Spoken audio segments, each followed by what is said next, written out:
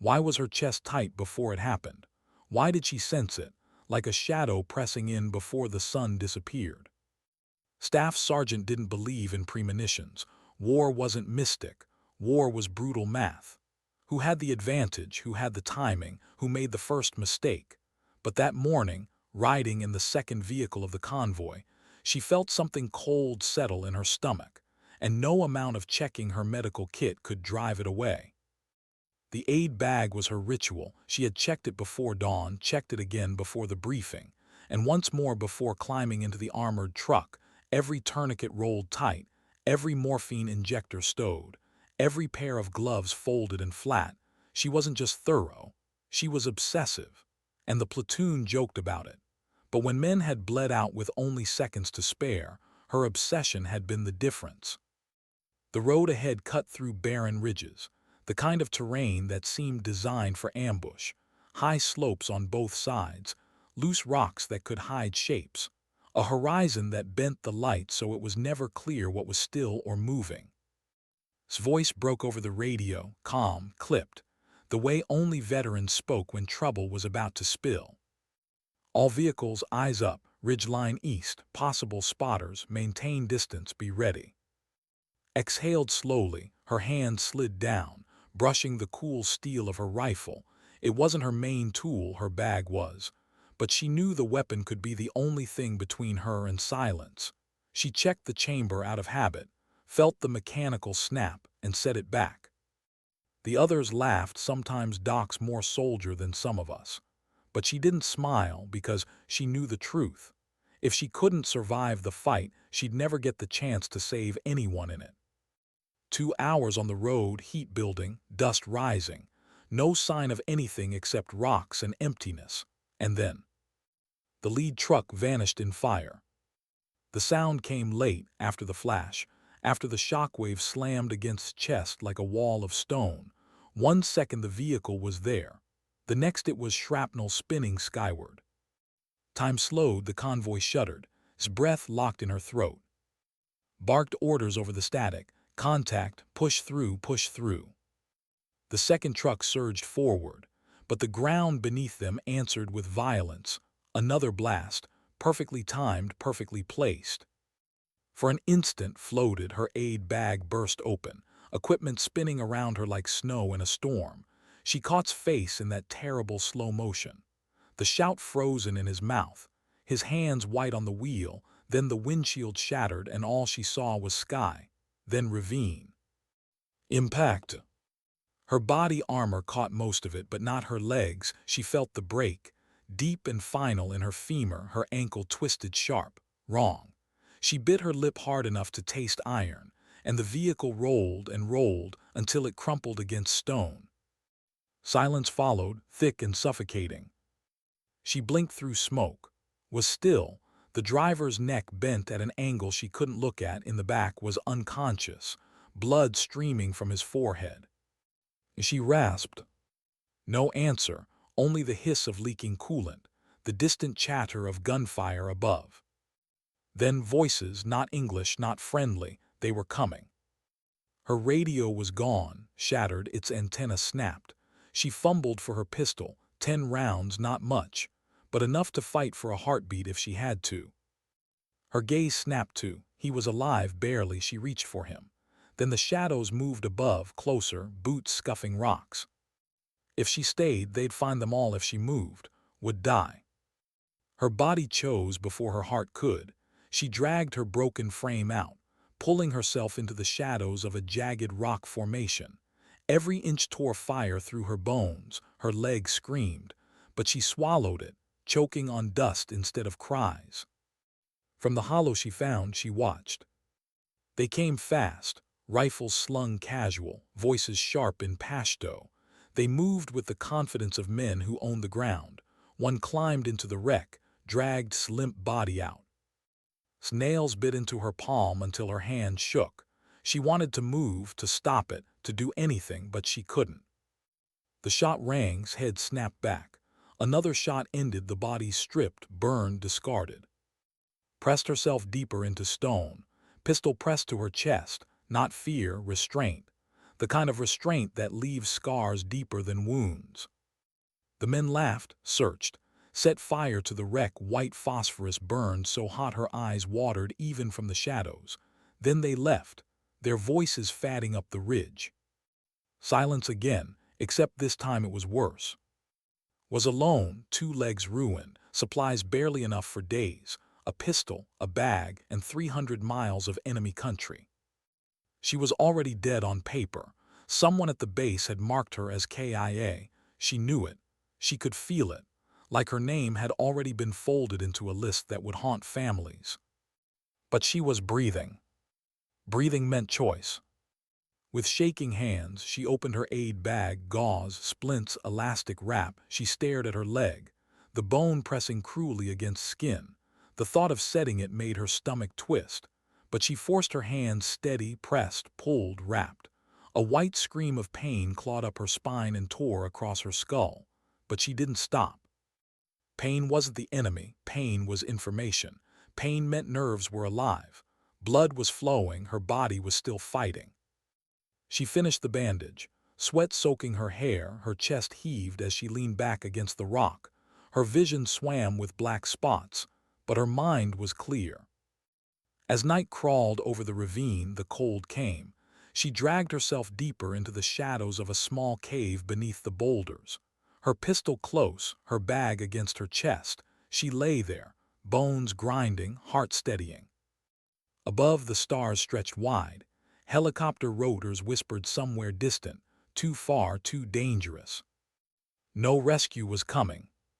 She thought of her father, the night before she left for basic training, his hand on her shoulder, his words heavy with worry. "You don't have to prove anything. You could help people here be safe." But she had wanted more. She had wanted to stand where the danger was, to be the hand between life and death. That conviction had carried her into the army, had dragged her through training when no one believed she could last. And now it would have to carry her home. She stared at the sky until her eyes blurred. Each breath she drew was a vow. If she had to crawl every mile, she would. Because sometimes survival isn't loud. Sometimes it doesn't roar. Sometimes it whispers. She wasn't dead yet, and until she stopped breathing, she would not accept the grave the world had written for her. How do you begin a journey when your legs no longer belong to you? The night had been long. The desert cold crept into her bones like ice water, a cruel counterpoint to the fire in her shattered leg, woke with her body shivering, her lips dry, her fingers stiff from clutching the pistol through the hours of darkness. For a moment she forgot where she was. She blinked up at the jagged ceiling of stone, listening, silence, broken only by the far-off echo of a dog barking somewhere in the valley, no boots, no voices. Then it came back, the fireball, the screams, the shots, last breath. Her jaw clenched until her teeth hurt. She shut her eyes and pressed the heel of her hand against them as if she could push the images away, but memory wasn't merciful. It came sharp, relentless. She pushed herself upright. Pain stabbed through her leg like knives, but she held on to it. Pain meant she was still alive. Her aid bag sat open beside her, the splint holding, the bandages already soaked through with blood that had dried stiff in the night air. She checked it again. Gauze, tape, IV lines, water purification tabs, 2 energy bars, 1 nearly empty canteen. That was all. 300 miles. She laughed, the sound brittle and dry. 300 miles, she whispered to the cave. Sure, why not? But the desert didn't answer. It never did. The first movement was a crawl. She dragged herself forward, arms straining, her broken leg trailing uselessly, the other stiffened with bandage. Each pull of her body felt like lifting stone. Sweat broke across her skin even in the cold dawn. The dirt clung to her palms, her breath came harsh, ragged. After 10 meters, she collapsed against a rock, gasping. This was impossible. Her chest tightened, not just with exhaustion but with something darker, doubt, the kind that creeps in like a whisper, the kind that asks, what if you don't make it? What if no one ever knows you tried? Her throat closed. For the first time since the explosion, she felt the edges of tears, not from pain, from the crushing weight of being forgotten. She pressed her forehead to the dirt. "Don't," she whispered to herself. "Don't you dare." When she was 12, she'd sat at the kitchen table in listening to her brother tell stories from Iraq, stories of night patrols, of explosions, of friends who didn't come back. He hadn't cried when he told them. He hadn't even flinched, but had seen it.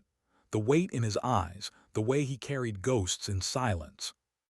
That was the night she decided she would wear the uniform, not because she wanted to be a hero, but because she wanted to stand where others broke, to be the person who said, "I'll carry you. I won't leave you." Now there was no one to carry her, no one to drag her out of the dirt. So she dragged herself. Every movement became a rhythm: pull, breathe, stop when the world spun black, wait until the dizziness passed, then crawl again. By midday she had made only a few hundred meters, but the ravine twisted deeper, the shadows longer. She found a trickle of water seeping down from the rocks. She cupped it in her hands, drank until her stomach clenched, then filled her canteen with the slow drip. It was life for now. Her food she rationed. Half an energy bar, chewed slowly, each bite like dust in her mouth. She forced herself to swallow. Hunger was the enemy of thought. Hunger made mistakes. The hours bled together, her arms burned. Her body shook with every crawl, but still she moved, deeper into the ravine. At dusk the voices came again. Distant, echoing, she froze, pressing herself against the rock, heart hammering. Shadows moved along the ridge above, fighters sweeping, searching. Her pulse thundered in her ears. She pressed her palm against her mouth to quiet her breath. They passed, the voices faded, but the silence that followed was worse. Night again, cold again. She built no fire, she ate nothing. She only held her pistol against her chest, listening to the desert breathe around her. Somewhere out there, her father still believed she would come home. Somewhere, her name was carved into a report that said KIA. 2 truths, 1 life. She stared into the black sky, her body trembling. How many times in life had she been told she wasn't enough? Too small, too young, too female, too fragile. The recruiter's smirk when he suggested she'd be better in administration. The way instructors doubted her strength in training.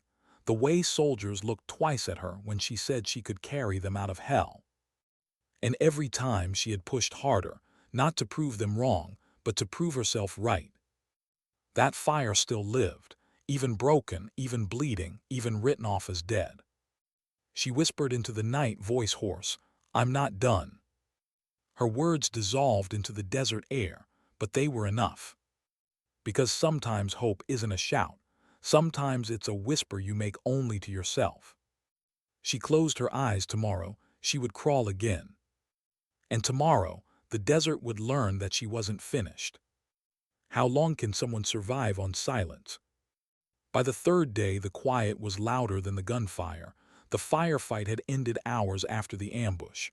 The desert had swallowed the sounds, the smoke, even the smell of burning fuel, but silence remained, heavy, oppressive. Moved only in bursts now. Crawl, rest, listen, crawl again. Her arms screamed from the work. Her fingers blistered and raw. The splints on her leg had shifted. The bandage was soaked and stiff with dried blood. Every shift of her body reminded her that she was broken. But broken didn't mean finished. The ravine bent east, the rock walls narrowing like a funnel. She followed it slowly, dragging herself deeper where shadows gave cover. The deeper she went, the more the air cooled, the more the sounds of the outside world faded. It should have felt like safety. Instead, it felt like a tomb. Her stomach cramped hollow. She tore open an MRE, forcing down bites of cold pasta that tasted of chemicals and metal. She chewed slowly, forcing each swallow past the lump in her throat. She drank sparingly, just enough to wet her lips. She knew her body needed more, but she had learned long ago. Thirst was tolerable, panic was not. By evening, the light turned amber, bleeding into shadows. She stopped beneath an overhang, her body too exhausted to move farther. She pressed her back to the stone, pistol in her lap, eyes half closed. That's when she heard them again. Voices male, rough, the scrape of boots on stone. Her breath froze in her chest. They were close, too close, the words in Pashto carried down into the ravine. She couldn't understand them, but she didn't need to. The rhythm was enough, searching, laughing, confident. Her heart pounded so loud she was sure they could hear it. She pulled herself into a crack between two rocks, pressing flat, her body trembling. Her pistol felt like a useless toy against their rifles. They passed within 20 meters. She saw their silhouettes for a moment. Long robes, rifles slung, heads turning, searching. One man paused, looked down into the ravine. Held her breath until her chest burned. Her knuckles turned white around the pistol grip. One sound, one cough, one mistake, and it was over. The man spat into the dirt, laughed at something the other said, and moved on. Their voices faded, steps echoing away. She didn't breathe until the silence returned. When it did, she sucked in air in ragged gasps, shaking so hard her teeth clicked. She had faced fire before, blood, chaos, screams, but this stillness where death moved inches from her without knowing, this was worse. Because firefights had rules, this did not. The night fell heavy. She stayed wedged in the rocks, too afraid to move, the pistol still clutched against her chest. Her thoughts spun. What if they'd looked harder? What if she'd coughed? What if she'd sneezed? The fragility of it all made her want to scream. Instead, she prayed, not out loud, not even words really, just the desperate rhythm of thought repeating in her skull. Not tonight, not tonight. Sleep came in jagged fragments when she woke. Dawn had painted the ravine pale gold. Day 4. Her body was weaker now. The water was gone from her canteen. She found more only by crawling toward the sound of trickling beneath rocks, licking moisture off stone like an animal. Pride died quickly in survival, dignity too, but she didn't care. Every drop was a victory. Her food dwindled. She broke one energy bar into quarters, chewing it like it was her last meal. Each bite was a memory of real food. Tamales with her father, carne at family cookouts, warm tortillas that filled the house with smell. She swallowed against the ache in her chest. The hunger wasn't just in her body. It was in her soul. Hunger for home, for her father's voice, for a place where silence didn't mean death. She dragged herself onward. Hours blurred, the rocks cut her palms, her body trembled with each pull. Sometimes she blacked out, waking with her cheek in the dirt, unsure how long she'd been gone. She told herself it didn't matter as long as she woke again. But something darker crept in with the hunger, guilt. Faces haunted her, the men she'd left behind, eyes half open, unaware of the bullet that was coming, body slumped, head bloodied. She had crawled away, saved herself. Was that survival or betrayal? The question gnawed at her worse than hunger. She replayed it endlessly. What if she had stayed, fought, died with them? Would that have been braver, more honorable? Her throat burned as she whispered into the silence, "I'm sorry." The desert gave no answer. By the 7th day, her body had adapted in cruel ways. Hunger dulled, thirst sharpened. Every sound stretched louder, her senses strained for danger. She saw signs of patrols, discarded cigarette butts, footprints in sand, spent casings. She avoided them, moving only when the sun dipped, hiding beneath rocks in the heat of day. But even as she hid, the guilt walked beside her. She remembered Sergeant Davies from training, telling her once, "You're going to lose patience, you'll save who you can and some you won't. If you can't live with that, you'll break." She thought she understood him then. She hadn't, not until now. Now she knew what it meant to carry the dead inside you. But the desert gave no room for grief. Grief was a luxury. Survival demanded motion. Each night before she closed her eyes, she made herself a promise. Tomorrow I will crawl again. And each morning, when her eyes opened to the crushing weight of silence, she kept it. Because if she broke that promise even once, if she stopped, then the desert would have one. And no one would ever know she tried. What happens to the mind when the body begins to fail? By the second week, no longer knew how many days had passed. She marked them at first, scratches in stone with a shard of metal, but time blurred became meaningless. Survival wasn't counted in days anymore. It was measured in sips of water, in inches crawled, in heartbeats stolen from the silence. Her body was unrecognizable, her arms were ropey with exhaustion, her palms torn and raw, her legs, one stiff in its splint, the other twisted and swollen, were no longer hers. They were dead weight dragging behind, mocking every movement. The pain was constant, but dulled now like a drumbeat in the background. It was no longer sharp enough to stop her, only heavy enough to remind her. She moved at night, the desert baked by day, froze by darkness. She learned the rhythm. Crawl until her arms shook, wedge into a hollow, breathe shallow, wait until her chest stopped rattling, then crawl again. Water kept her alive, barely. She found it where she could. Trickles from rock faces, stagnant pools fouled by insects, dew gathered on cloth in the rare cool mornings. She rationed it like prayer, holding each swallow on her tongue as if savoring it would make it more. Food was worse. The last MRE was gone days ago. Hunger hollowed her, gnawed at her ribs, sharpened her thoughts into obsessions. She dreamed of tortillas burning on her mother's stove, of the smell of coffee and eggs, of her father pulling carne from a grill. She woke with her mouth wet from chewing nothing. And then came the voices. Not real ones, at least not always. Sometimes, when she crawled beneath the moon, she heard her brother's low voice, teasing, calling her squirt like when they were kids.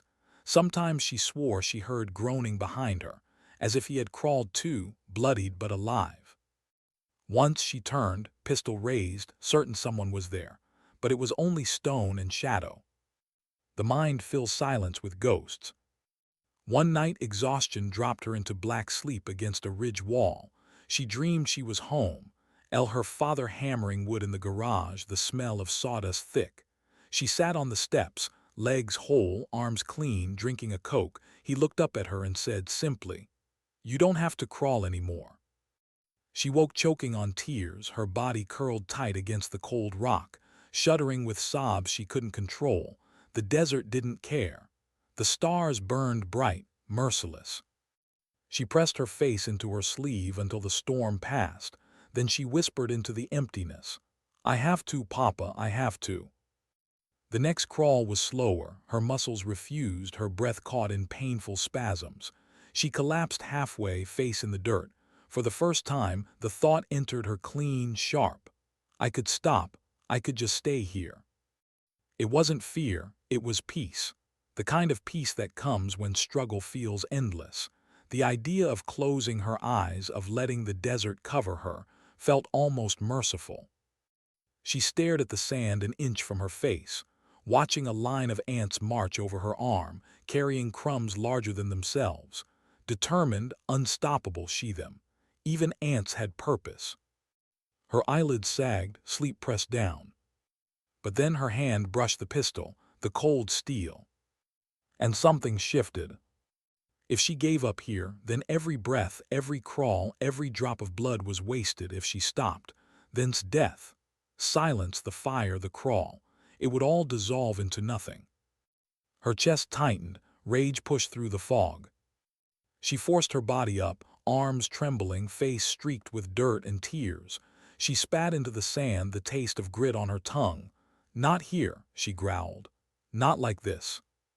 And she moved again. The hallucinations grew stranger. Sometimes the desert itself seemed alive. Rocks shaped into faces, shadows moving without sound. She spoke to them quietly, just to hear her own voice. At one point, she thought she saw a woman in white standing on the ridge above, hair blowing, hand raised as if beckoning, dragged herself toward her, whispering, "Wait, don't go." But when she reached the spot, there was nothing, only wind through stone. Her mind was slipping, she knew it, but she also knew something else. As long as she could tell the difference between hallucination and reality, she wasn't lost. The danger was when she couldn't. On the 15th night, she heard gunfire, real this time, bursts of AKs echoing across the valley. She froze, pressing flat against the dirt, listening. Voices shouted. A truck engine roared. She held her breath as headlights swept the ravine far above. For one panicked second, she wanted to cry out, signal, beg, anything, but instinct stopped her. Those weren't friends, that wasn't rescue, that was death. She lay still until the sound faded into the distance. Then her body shook violently, the adrenaline crash leaving her weak. She wanted to scream, to let it all out, but she knew better. The desert carried sound. Sound carried death. Instead, she whispered again to no one but herself, "Tomorrow I'll crawl again." She clung to those words like rope. Because survival wasn't one grand decision, it was thousands of tiny ones. To drink, to eat crumbs, to crawl another meter, to whisper instead of scream, to breathe instead of quit. Every choice built upon the last. And though the desert stripped her to nothing, bones, blood, ghosts, and grit, she refused to give it her last choice. Not yet. What happens when the body begins to rot before the spirit is ready to give in? By the third week, wounds had turned against her. The splint on her leg, once tight and secure, now smelled faintly sweet, an odor she recognized instantly from every field hospital she'd ever worked in: infection. It started with heat in the bone, then swelling red lines creeping up her thigh like veins of fire. The fever followed. At first, it was subtle, a haze behind her eyes, a heaviness in her tongue. Then it came in waves. One moment chills racking her, the next sweat pouring so thick her clothes clung to her body.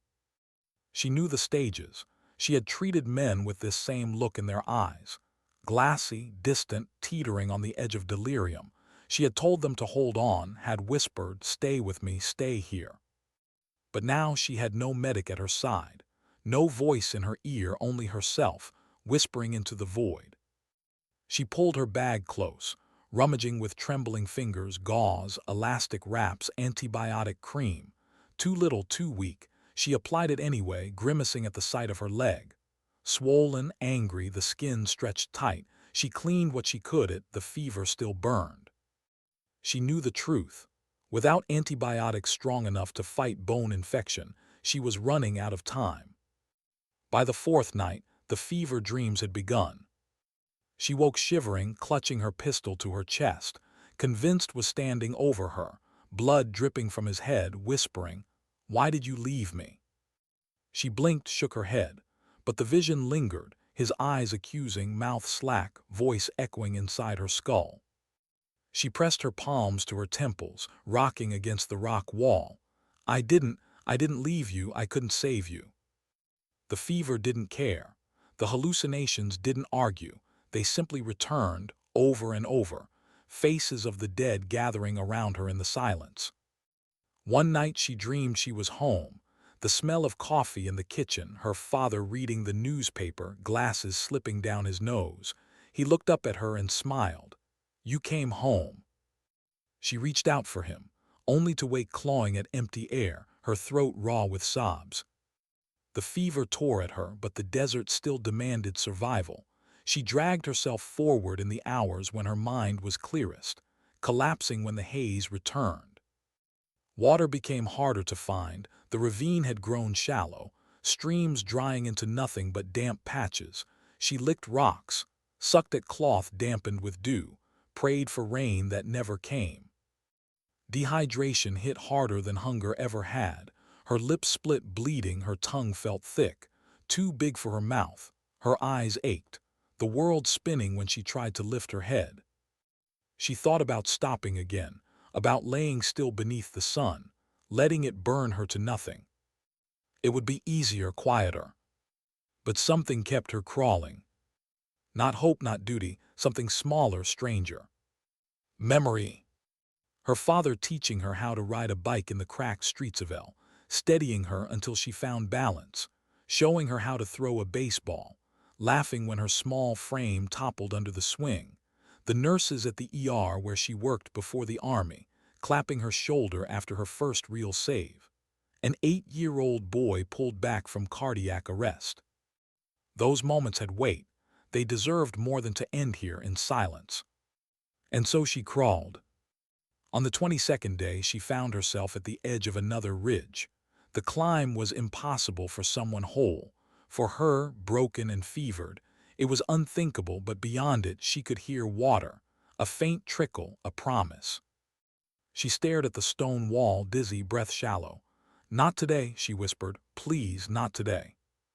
But the desert offered no mercy. She jammed her pistol into her waistband, dragged herself upright with her arms, pressed her chest against the stone, hand over hand. She pulled upward, every muscle screamed, her vision blurred with black edges. Twice she slipped, knees slamming into rock, sparks of agony flashing through her ruined leg, but she forced herself on, inch by inch. When she reached the top, she collapsed, chest heaving. The sound of water filled her ears. She crawled forward, trembling, and found it. A narrow stream winding through stone.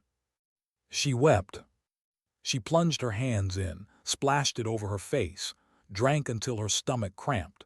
She filled her canteen, pressed her lips to the earth as if it were holy. It wasn't salvation, but it was enough. The fever still burned, her body still shook, but the water gave her clarity, enough to think, enough to plan. She couldn't keep crawling aimlessly. She needed direction. At night, she pulled herself onto a ridge and looked to the stars. She remembered survival training. Find south, track constellations, move at night. She whispered the names of formations had once pointed out to her as a child. Lying on the roof of their house, Orion, Cassiopeia, the North Star. She found her bearing southeast, toward friendly lines. Toward home. Her body broke again on the 25th day. She woke with her arms weak, her grip useless. She collapsed face first into dirt, too tired to push up.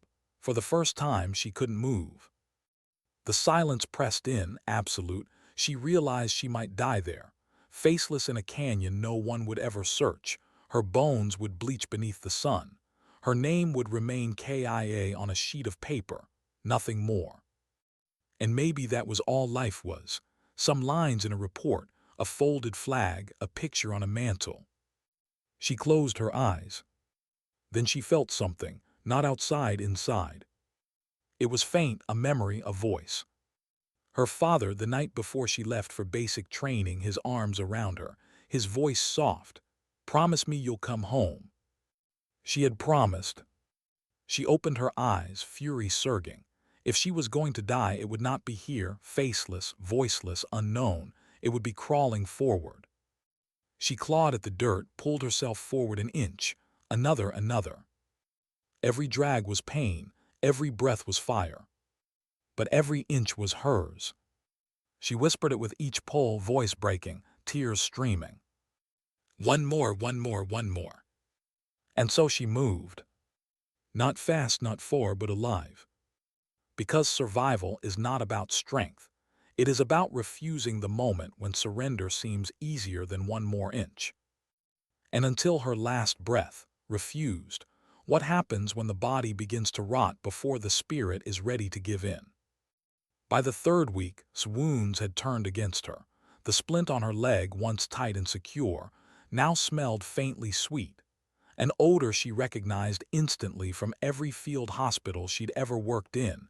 Infection. It started with heat in the bone, then swelling red lines creeping up her thigh like veins of fire. The fever followed. At first, it was subtle, a haze behind her eyes, a heaviness in her tongue. Then it came in waves. One moment chills racking her, the next sweat pouring so thick her clothes clung to her body. She knew the stages. She had treated men with this same look in their eyes. Glassy, distant, teetering on the edge of delirium. She had told them to hold on, had whispered, "Stay with me, stay here." But now she had no medic at her side, no voice in her ear, only herself, whispering into the void. She pulled her bag close, rummaging with trembling fingers, gauze, elastic wraps, antibiotic cream. Too little, too weak. She applied it anyway, grimacing at the sight of her leg. Swollen, angry, the skin stretched tight, she cleaned what she could, the fever still burned. She knew the truth. Without antibiotics strong enough to fight bone infection, she was running out of time. By the fourth night, the fever dreams had begun. She woke shivering, clutching her pistol to her chest. Convinced was standing over her, blood dripping from his head, whispering, "Why did you leave me?" She blinked, shook her head, but the vision lingered, his eyes accusing, mouth slack, voice echoing inside her skull. She pressed her palms to her temples, rocking against the rock wall. I didn't leave you, I couldn't save you." The fever didn't care. The hallucinations didn't argue. They simply returned, over and over, faces of the dead gathering around her in the silence. One night she dreamed she was home, the smell of coffee in the kitchen, her father reading the newspaper, glasses slipping down his nose. He looked up at her and smiled. "You came home." She reached out for him, only to wake clawing at empty air, her throat raw with sobs. The fever tore at her, but the desert still demanded survival. She dragged herself forward in the hours when her mind was clearest, collapsing when the haze returned. Water became harder to find, the ravine had grown shallow, streams drying into nothing but damp patches. She licked rocks, sucked at cloth dampened with dew, prayed for rain that never came. Dehydration hit harder than hunger ever had. Her lips split, bleeding, her tongue felt thick, too big for her mouth. Her eyes ached, the world spinning when she tried to lift her head. She thought about stopping again, about laying still beneath the sun, letting it burn her to nothing. It would be easier, quieter. But something kept her crawling. Not hope, not duty, something smaller, stranger. Memory. Her father teaching her how to ride a bike in the cracked streets of El, steadying her until she found balance, showing her how to throw a baseball, laughing when her small frame toppled under the swing. The nurses at the ER where she worked before the army, clapping her shoulder after her first real save. An 8-year-old boy pulled back from cardiac arrest. Those moments had weight. They deserved more than to end here in silence. And so she crawled. On the 22nd day, she found herself at the edge of another ridge. The climb was impossible for someone whole. For her, broken and fevered, it was unthinkable, but beyond it she could hear water, a faint trickle, a promise. She stared at the stone wall, dizzy, breath shallow. "Not today," she whispered. "Please, not today." But the desert offered no mercy. She jammed her pistol into her waistband, dragged herself upright with her arms, pressed her chest against the stone, hand over hand. She pulled upward, every muscle screamed, her vision blurred with black edges. Twice she slipped, knees slamming into rock, sparks of agony flashing through her ruined leg, but she forced herself on, inch by inch. When she reached the top, she collapsed, chest heaving. The sound of water filled her ears. She crawled forward, trembling, and found it. A narrow stream winding through stone. She wept. She plunged her hands in, splashed it over her face, drank until her stomach cramped. She filled her canteen, pressed her lips to the earth as if it were holy. It wasn't salvation, but it was enough. The fever still burned, her body still shook, but the water gave her clarity, enough to think, enough to plan. She couldn't keep crawling aimlessly. She needed direction. At night, she pulled herself onto a ridge and looked to the stars. She remembered survival training. Find south, track constellations, move at night. She whispered the names of formations had once pointed out to her as a child. Lying on the roof of their house, Orion, Cassiopeia, the North Star. She found her bearing southeast, toward friendly lines. Toward home. Her body broke again on the 25th day. She woke with her arms weak, her grip useless. She collapsed face first into dirt, too tired to push up. For the first time, she couldn't move. The silence pressed in, absolute. She realized she might die there, faceless in a canyon no one would ever search. Her bones would bleach beneath the sun. Her name would remain KIA on a sheet of paper, nothing more. And maybe that was all life was. Some lines in a report, a folded flag, a picture on a mantle. She closed her eyes. Then she felt something, not outside, inside. It was faint, a memory, a voice. Her father, the night before she left for basic training, his arms around her, his voice soft. "Promise me you'll come home." She had promised. She opened her eyes, fury surging. If she was going to die, it would not be here, faceless, voiceless, unknown. It would be crawling forward. She clawed at the dirt, pulled herself forward an inch, another. Every drag was pain, every breath was fire. But every inch was hers. She whispered it with each pull, voice breaking, tears streaming. One more. And so she moved. Not fast, not far, but alive. Because survival is not about strength. It is about refusing the moment when surrender seems easier than one more inch. And until her last breath, refused. How close can hope come before it feels like cruelty? On the 30th day, heard it, the faint thrum of rotor blades. At first she thought it was the fever again, some sound her mind invented to keep her moving. But no. The vibration carried through the earth, steady, growing louder. She lifted her head from the dirt, eyes wide. A helicopter. Her chest tightened. She dragged herself upright, clutching the ridge stone for balance. The sound swelled until it filled the canyon, dust rose, wind whipped her face. She saw it then, silhouetted against the pale sky, a black hawk. Her heart nearly stopped. Rescue Americans. Her hand flew to her waistband. She pulled her pistol, fired once, twice, 3 times. The shots cracked into the sky, her arm shaking. She screamed. A sound torn from her chest, raw and broken. Here. The bird kept moving. She fired again, every round left in the magazine, muzzle flash bright against the daylight. Her voice tore itself to pieces. But the helicopter did not slow, did not turn. It vanished into the horizon, as if it had never been. Collapsed to her knees, chest heaving, pistol slipping from her hand, empty. The silence that followed was worse than before. For minutes she didn't move. The rage came slow, hot, uncontrollable. She slammed her fists into the dirt until her skin split, until blood smeared across the sand. "I'm here." She screamed to no one, "I'm here." Her voice echoed against the rocks, faded, died. Then came the shame. She had wasted every bullet, every round that might have saved her in the moment she truly needed it. Gone, all gone, traded for hope that had flown past without noticing. She curled into herself, shaking. For the first time she thought maybe this was the joke of survival, that hope comes close enough to touch, then vanishes, leaving you weaker than before. But night forced her to move, hunger gnawed, thirst drove her to the stream again. The stars reminded her where south lay. She whispered it to herself. One more. Even when hope betrayed her, she crawled. Days blurred again. She lost track of numbers, of hours. Her body was a cage of pain and infection, but her will, thin as thread, held. Then came the second sign. Footprints. She saw them in the dust of a shallow pass.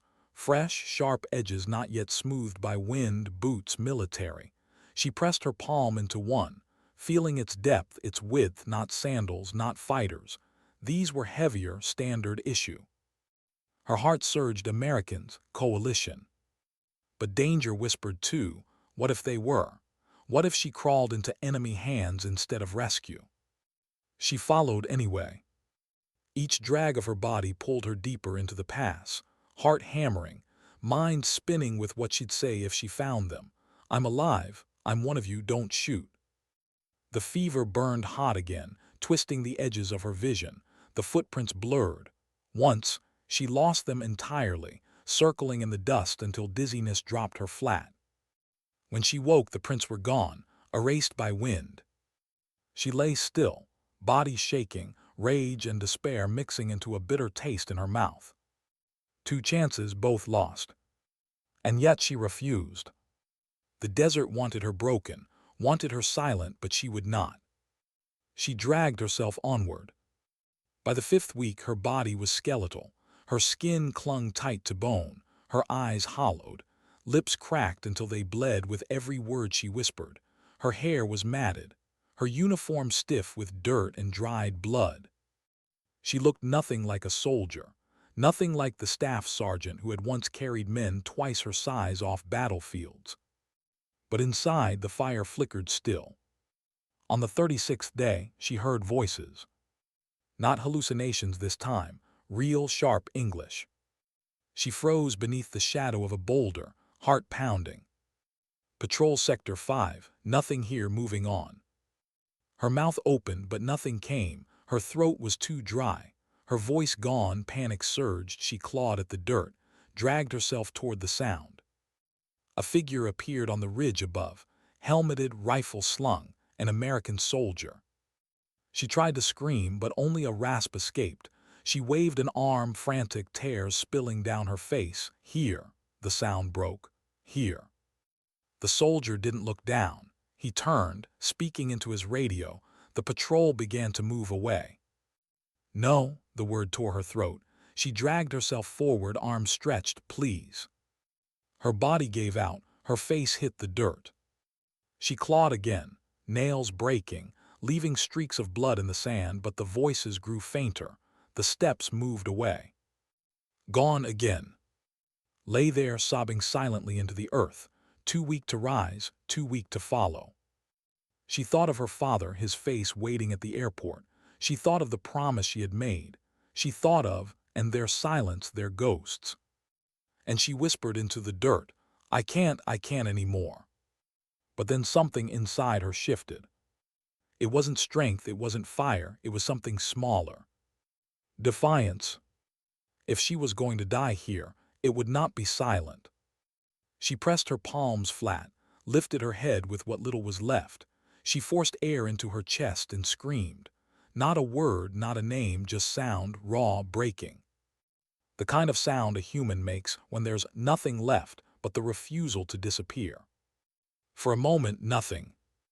Then silence broke. Hold, a voice shouted.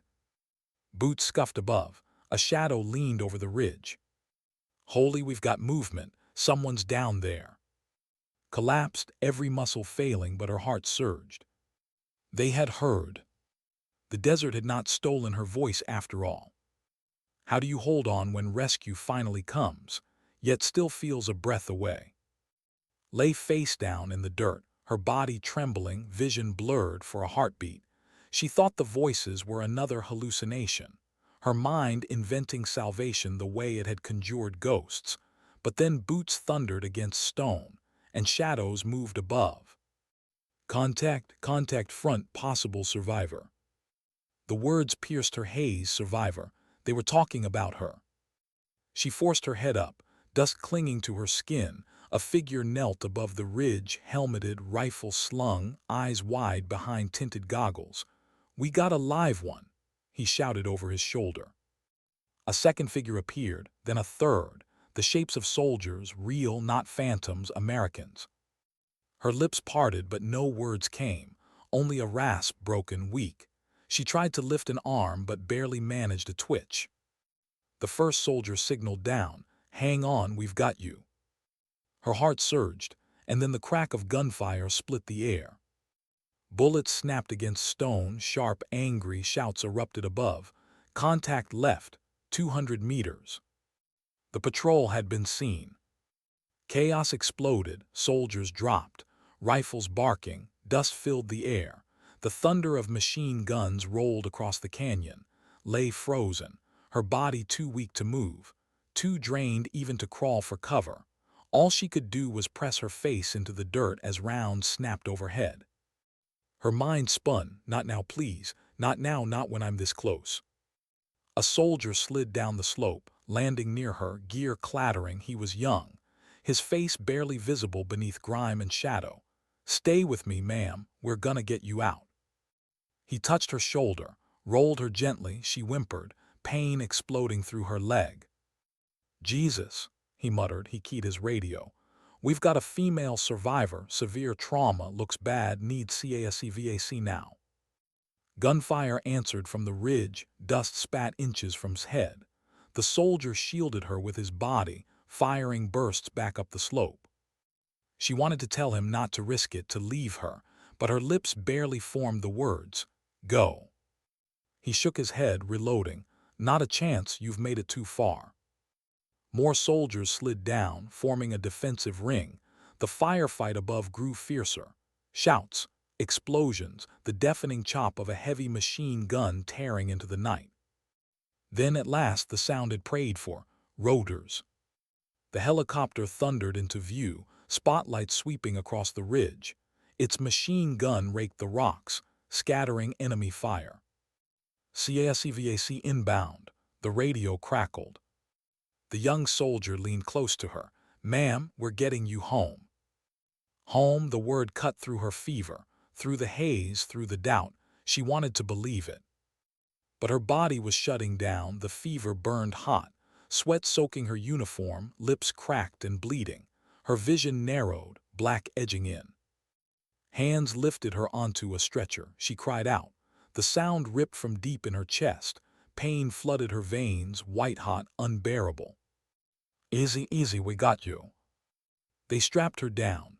4 soldiers carrying her through dust and gunfire. The stretcher rocked, bullets snapping past, one round tearing a hole through the fabric beside her arm. The helicopter descended, its rotors blasting dirt into a storm. The soldiers pushed forward, shouting against the roar. His eyes blurred, shapes moved in chaos. She felt the stretcher tilt, her body hoisted, then slid onto the bird's floor. Inside was chaos. Medics shouting, gear clattering, the metallic tang of blood thick in the air. Hands grabbed her, cutting away bandages, pushing IV lines, shouting numbers she barely understood. "BP low, pulse thready. Get fluids in, push antibiotics now." The helicopter lifted, the ground falling away. For the first time in weeks, was not on the earth. She wanted to cry, but her body had no tears left. The medic leaned close, his face blurred. "Stay with me, Sergeant. You made it. You're safe now." Her lips moved, soundless. She wasn't safe, not yet. Because she knew enough medicine to recognize the signs. Infection deep, blood poisoning, body failing. The fight wasn't over just because she was airborne. Her eyes closed, darkness pulled. Voices shouted above her, "Fatting, she's crashing." She drifted in and out, the world breaking into fragments, her father's face, laughing, whispering her name. "Don't stop." The helicopter jolted as it landed, medics rushing her out, the stretcher bounced, boots pounding, shouts echoing, lights stabbed her eyes, bright, blinding. Female soldier critical, multiple fractures, severe infection, dehydration, get her inside. The last thing she saw was a ceiling of fluorescent lights, the last sound. A medic shouting, "She's still with us." And then darkness. What does survival mean once the war is over? Floated in a fog of light and sound, beeping monitors, voices low, professional, the cool sting of IV fluids, the antiseptic bite of a hospital ward. She was alive. It didn't feel like it. Her body was a battlefield, stitched, wired, swaddled in bandages. Tubes ran from her arms, her leg was immobilized in steel and plaster. Every breath dragged against cracked ribs. Fever still clung, weaker now, but present, like a shadow that refused to leave. She tried to lift her hand, it shook, barely rising. Even that small motion exhausted her. A nurse appeared at her side, young, tired-eyed, but smiling. "Easy, Sergeant, you're safe, you're at." The word landed heavy. She made it back to friendly soil. Safe, alive. But her mind didn't celebrate. Instead, it recoiled, haunted. Blood, silence, the faces she couldn't save. The days she crawled through dust whispering promises no one heard. She closed her eyes, tears slipped unbidden. The nurse squeezed her hand gently. "Rest, you don't have to fight anymore." But that was a lie. The fight wasn't over, it had only changed. The surgeries came in waves. They opened her leg, flushed infection, rebuilt bone with rods and pins. They pumped her with antibiotics strong enough to burn through fever.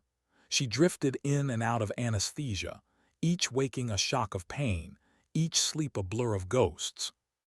She dreamed of crawling, always crawling. The desert never left. Weeks passed, the fever broke, strength crept back in small measures. She sat up. She learned to stand on crutches. She took her first steps in a rehab ward, leg trembling, sweat dripping down her back, every inch harder than crawling ever had been. But she did it.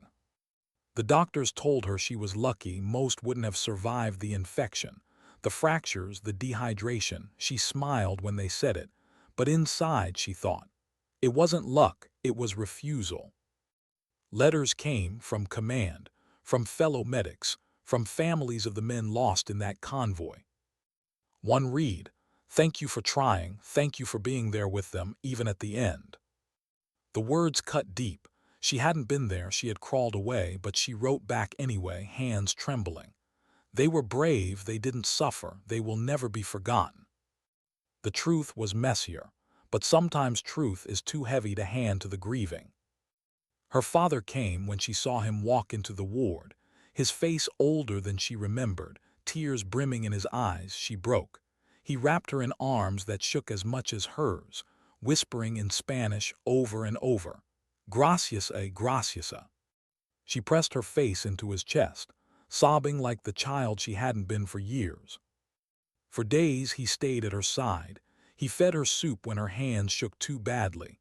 He sat silent when nightmares woke her. He listened when she finally told him, halting, broken, about the crawl, about the voices, about the helicopter that flew past without seeing. He didn't tell her she should be proud. He didn't tell her she was a hero. He only said, "You came home, that's enough." But was it? Months later in the rehab center stateside, she stared at herself in a mirror. The woman looking back was changed, thinner, a steel rod still in her leg. She would never run again, never march with a pack on her shoulders. Her army career was over. The realization hit harder than the explosion had. She was staff sergeant anymore, not in the way she had been.